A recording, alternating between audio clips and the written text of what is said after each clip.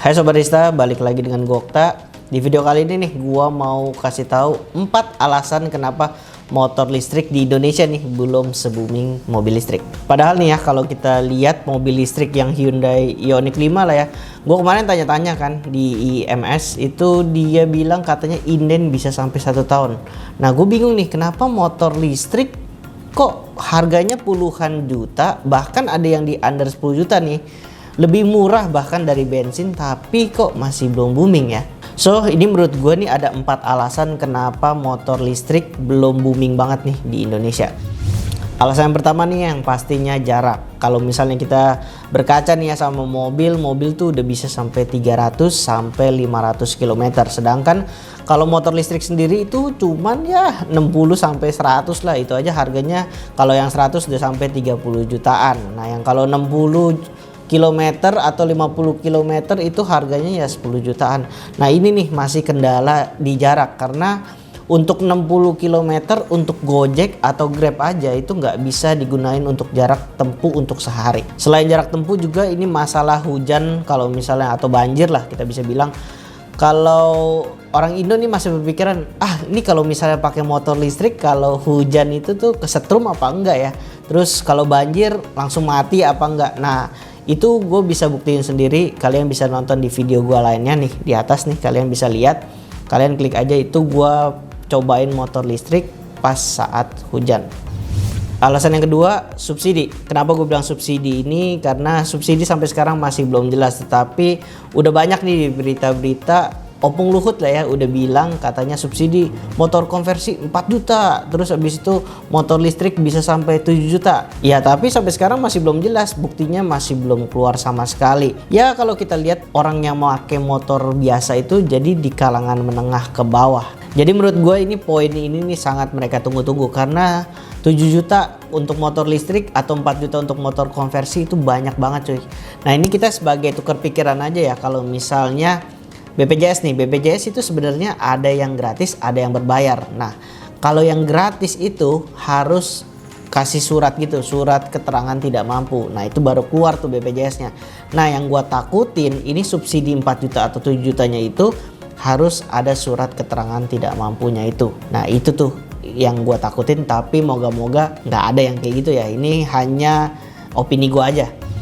Yang poin nomor 3, ini tempat charger yang masih belum banyak di sepanjang jalan. Ya kenapa gue bisa bilang kayak gitu?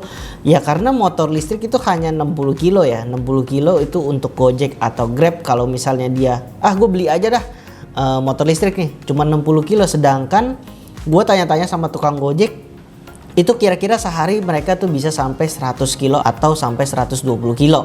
Nah, jadi makanya tempat charger atau charging stationnya ini masih belum banyak nih di Indo sendiri. Jadi untuk mereka mau beli motor listrik itu mereka masih takut-takut banget, karena baterainya cuma satu yang pertama.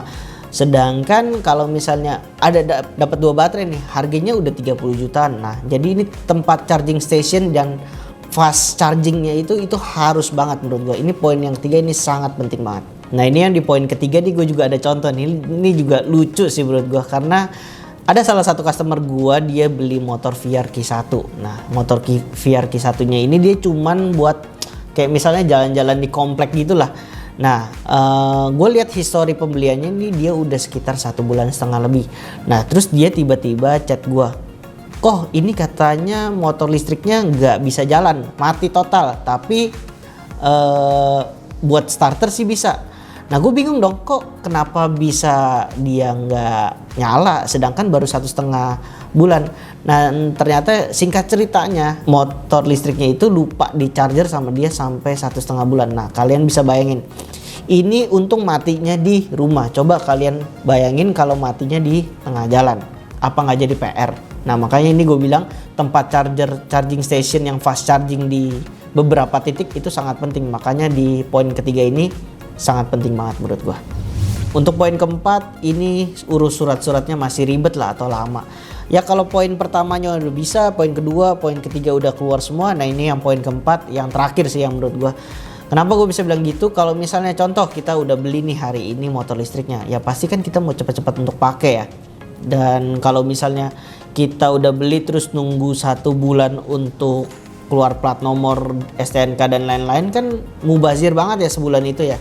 Jadi ya menurut gua kalau poin pertama, kedua, ketiga udah dapet, yang poin keempatnya ini dilancarkan lagi. Contoh lah kita nunggu seminggu itu masih cincai atau lumayan lah ya kita bisa terima. Nah sedangkan kalau misalnya tunggu sebulan kan itu jaraknya lama banget men. So yang menurut gua ini 4 poin penting kenapa motor listrik belum booming banget di Indonesia. So share video ini jika kalian setuju sama gua. Kalau kalian menurut gua ini ngomongannya masih belum jelas, kalian bisa tulis di kolom komentar, gua ntar balas di kolom komentar. So gua Okta, gua pamit undur diri, jaga kesehatan kalian masing-masing. See you di next video. Bye bye.